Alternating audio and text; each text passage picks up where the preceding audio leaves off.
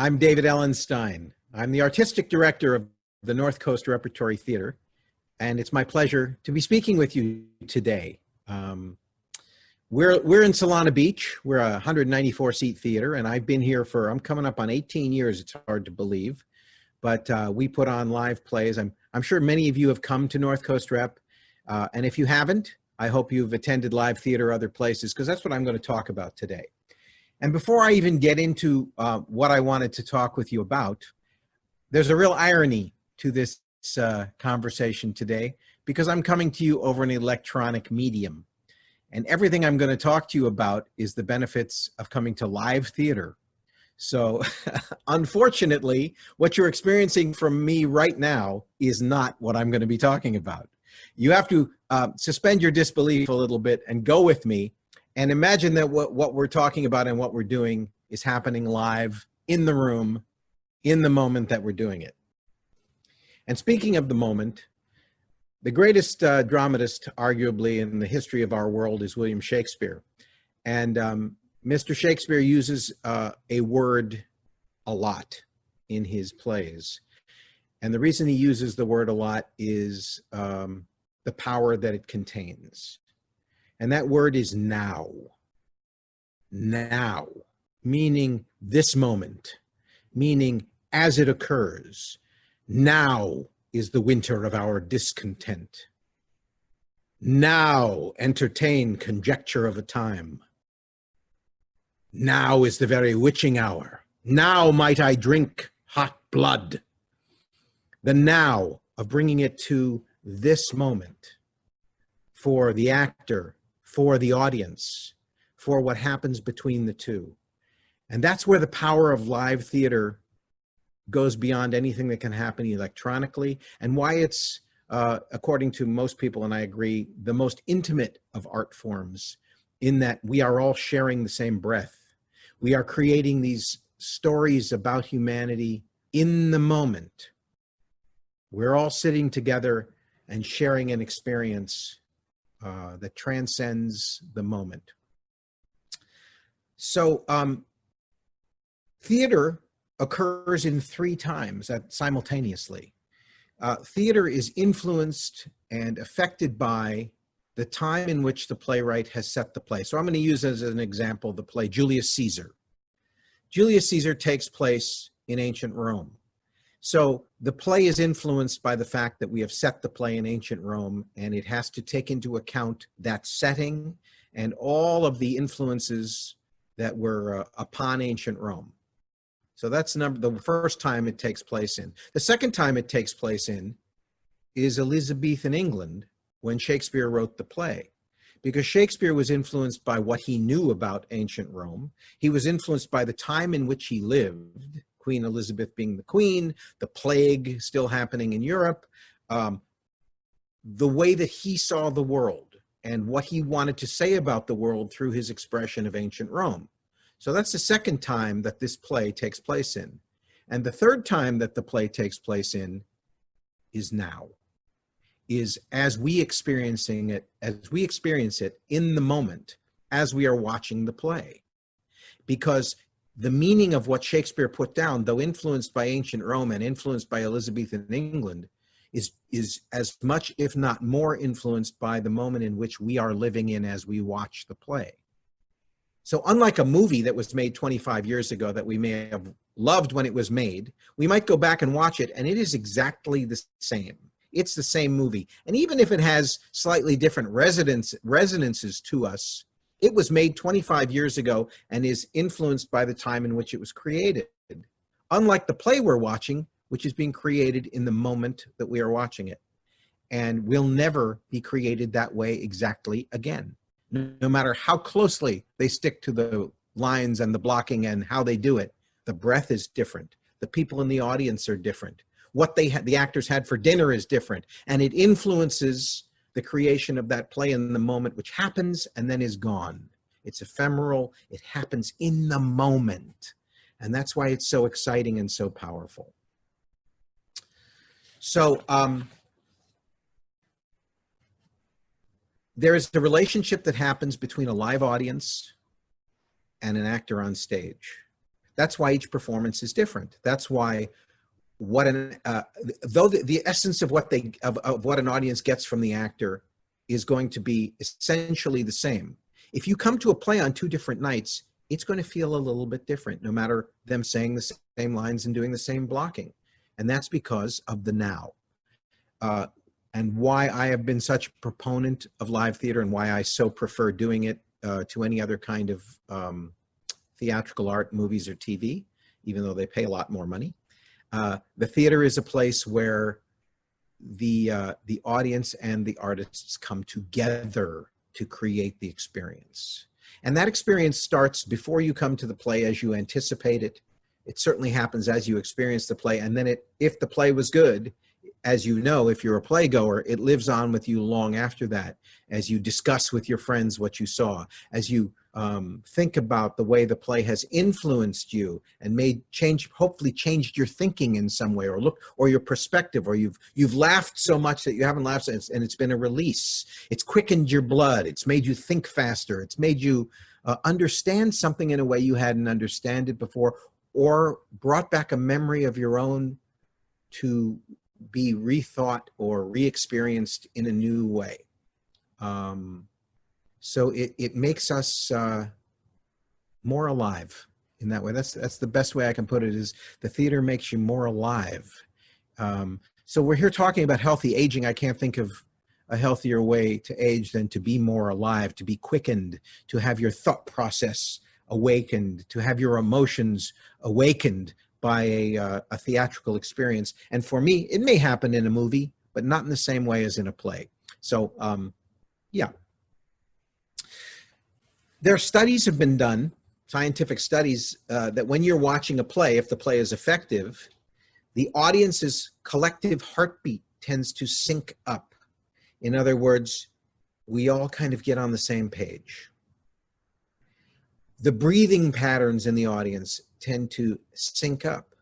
We tend to become a community experiencing something together. We experience laughter or joy. Our imaginations take off. We experience the pathos. We have empathy. It may be a tragedy or a comedy, but new ideas and new perspectives come our way. Our humanity is stimulated. We revel in the highs and the lows and the intricacies of what it is to be a human being. We become more alive as we enter this heightened world and tell stories about what it is to be a human being. So I want to share with you a couple of experiences that I've had in my life that have been really powerful and effective, and I believe kind of illustrate this point. I always have felt the most alive making theater and experiencing theater as a person. It's when I'm most myself, most connected to the world, most excited about being alive as a human being. So here's some stories. I was lucky to grow up in a theater family. My father was a very well-known actor and director. Those of you watching this, especially if you're of an age, watched my father on all of the old television shows, live television in the 1950s, all of the TV series in the 60s and 70s and into the 80s. He did hundreds and hundreds of episodes of television shows. He also appeared in 25 movies. And he's one of those guys you go, oh, that guy. You don't know his name, but you know his face. So I grew up going on movie sets and TV sets and going to rehearsals because at heart, my father was a theater guy and always did theater as well. He made money doing movies, but he did theater because that's what he loved. And in his later life, that's really what he did more than he did film and television. He went back to the theater, as it were, and did lots and lots of regional theater. So my earliest experience of theater, my dad did the national tour of the old musical Irma la Douce, if you remember Irma la Douce. He did it with several different women playing Irma. He played, there was the two leading Irma and Nestor, who are the romantic people. And then there's the character of Bob, who is the narrator, who plays about 18 parts in the play and is really the fun character part and the glue of the whole play. And that's what my dad played. And he also ended up directing a couple of productions of it as it went along. But he did it with Juliet Prowse. And I remember, among others, but Juliet Prowse was the prime person who played Irma la Douce. I was about 4 years old, I believe, when I first saw it. And what I remember the most is they had a curtain call at the end that had reckless abandon to it, where the actors were being crazy and dancing around, and it was filled with laughter and joy, and it was so exciting. I watched it as a kid and thought, I have never seen anything where people are enjoying themselves that much. And that's what I want to do. That's what I want to do with my life. It took me out of myself and said, life can be like that if you let it. And that idea never left me. From 4 years old, I decided that's what I was going to do. And that never wavered for me. And so that was the first moment for me where I kind of felt theater lift me to a heightened place. When I was about 17, I went and saw the great actor Jim Dale, who some of you may know from his movie roles or from winning the Tony Award playing Barnum in the musical Barnum on Broadway, but he did all kinds of stuff. He's really a wonderful, wonderful actor. He did an adaptation of Molière's Scapin, which he called Scapino, which some of you may have seen. It was around for a while. It was great. Based on Scapin is based on the commedia character Scapino from Commedia dell'arte in Italy in the 14th century. Molière did his version in the 17th century, and then Jim Dale did his version in the 1970s and kind of updated it, made it in the now. And it was delightful. It was amazing. He got my admiration for his virtuosity, both as a physical actor, a physical comedian, the vocal things he did, the way in which he engaged and charmed the audience. Again, it lifted me out of who I was, and I said, I saw possibilities for what people could do and be. I saw it, and then I went and saw it again 4 days later. That's how much I liked it. And it sticks with me. As I'm speaking about it right now, I'm wanting to smile and laugh because it was so amazing to watch this guy to take himself to these places. And as an audience member, he took me with him. A couple of years after that, I went and saw a production of the play Sizwe Banzi is Dead by South African playwright Athol Fugard, which is about two Black South African men, and it deals with identity. And the culmination of the play, one of the man has been degraded as a person, and he questions, what is a man? What is the essence of being a person, of being a man? And generally speaking, I am not a fan of nudity on stage. I think it's usually distracting or gratuitous and takes you outside the story. But in this case, as he's talking about the essence of a man and what is a man, and he feels completely degraded, he strips down and becomes completely naked. And he says, what is a man? What am I? This is what I am. This is all I am. And it was so powerful to me and so profound. And it made me think of things in a way I hadn't thought of them before. Not things that I didn't know, but things that I didn't understand in the way that I did after I saw that play. It broadened my thinking. It opened my mind. It made me more compassionate. It made me more understanding. And it's a moment I'll never forget in the theater. It's a moment that made me healthier as a human being, because it made me have more compassion for other people. There's a moment I went to the Old Globe Theater in 1977 to see my friend, Jonathan Mcmurtry. If any of you went to the Old Globe at any time in the 60s, 70s, 80s, 90s, Jonathan was the mainstay there at the Globe, one of the very most working actors there at the Globe, and favorite down at the Globe. He's now left us. My dear friend is gone, but he left a legacy behind of really great memories. And I remember seeing him play Gremio, the old man. He was only probably 45 at the time, and he played Gremio like he was 80. And he did an hour and a half makeup before every show. He put on this big fake nose, and he did this whole thing. And he had such prowess and such daring and such charm and such willingness to embrace human flaws and then be able to laugh at them. He embraced the audience. He took the audience with him on that journey of sheer delight, because he was delighted to be there, to be creating this. He couldn't have been doing anything he loved more. And that was so apparent to the audience. It was so apparent to the viewer that it took everybody to a place of joy and exultation. And you were always glad that Jonathan was there, because he was taking you there. And that's another kind of miracle of the theater, in that it can take you outside yourself to a place of sheer joy, entertainment, in the good way entertainment.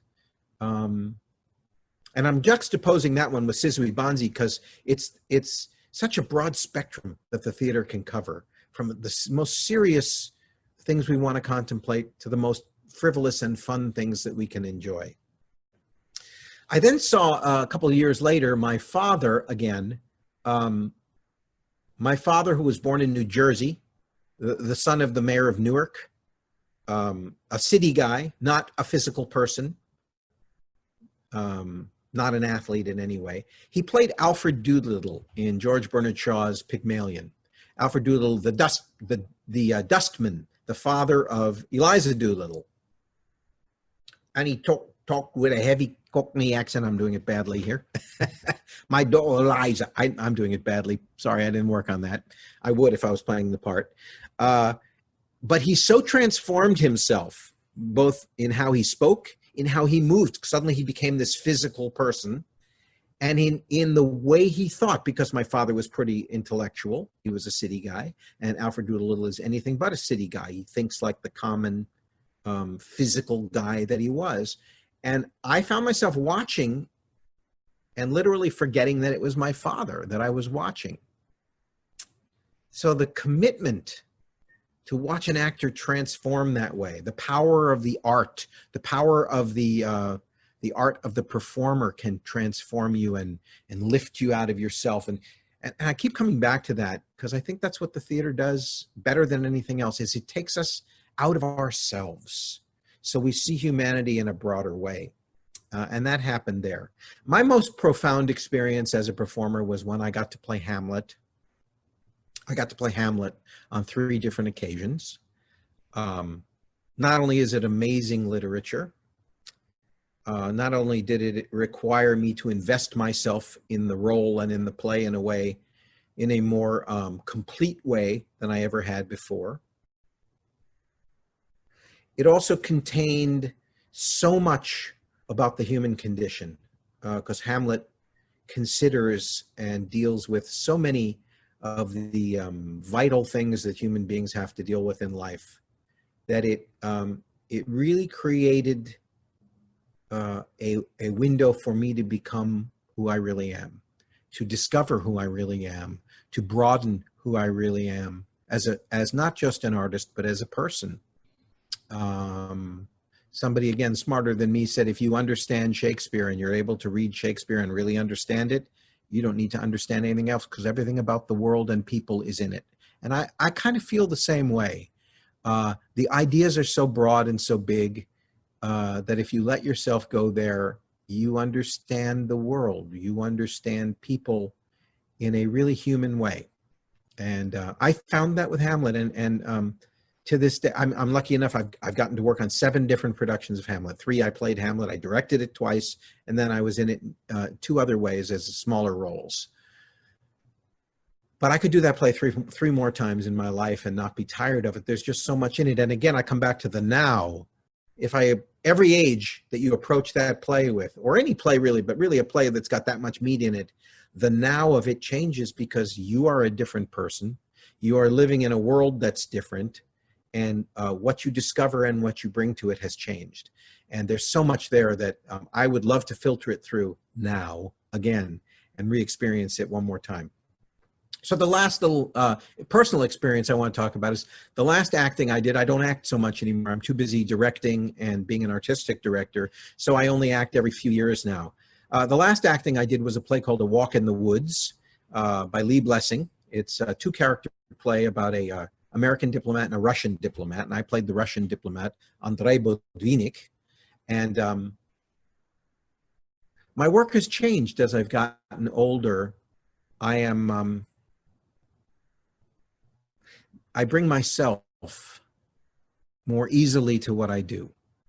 Part of it is being older and being confident and understanding that this life is fleeting and that each moment should be filled with who you are and not who you're pretending to be or who you're trying to be, but really who you are. And allowing that personal connection from the place where you actually live in your life. And I felt that in my performance as Andrei Botvinnik, although I spoke with a Russian accent, not so heavy that you couldn't understand me, but enough so that it made sense. And his physicality was different than mine too, but his essence was me. And my ability as a more mature person to be who I am within whatever the art is I'm creating allowed, I believe, the audience to connect with me more, to say, I see a person, I see a real person that I can go with, whose story I can experience, who I can allow to take me on a journey that lets me discover what this play is about, and share that with the audience and the actors in the room.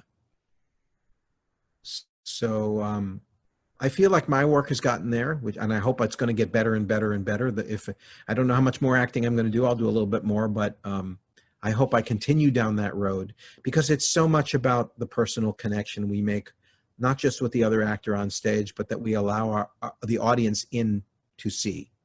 And that's what I think is so essential about live theater and the now and the getting outside of ourselves. As I said earlier, the ability to look beyond our own drama, our own soap opera, as it were, and see the world as a bigger place, see the people around us as real individuals and not people that are just in our way. Especially in the world we live in now that's so divided, where politics are so strained, and it seems like people don't like each other right now. So many people don't like each other. I just think the theater is so important, because I think we can like each other in the theater, because we are celebrating the resiliency of the human spirit in all its forms. We are looking at people from all walks of life behaving in certain situations, and we are able to empathize with them.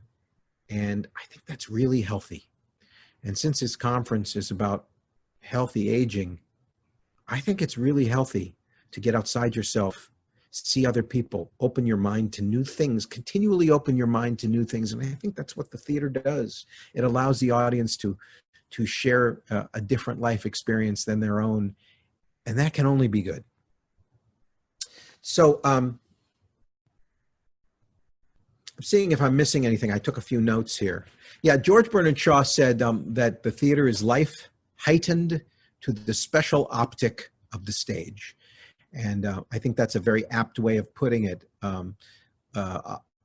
Thornton Wilder talked about the theater being the most intimate way to experience humanity, other than just being yourself. And I agree with that too. So I hope you all have a great conference. I hope that this was okay. It's very strange for me not to be in the room with you, because what I would do now, were I there, is I'd say, ask me questions. What did I say that sparked your imagination, that made you want to know more, that made you want to hear what I had to say about a certain experience or a certain idea but I can't do that right now because I'm not there with you. So I can't wait until we can all be live and experience this together again, because that's when it really happens. So electronically, I wish you all well, and thanks for listening to me.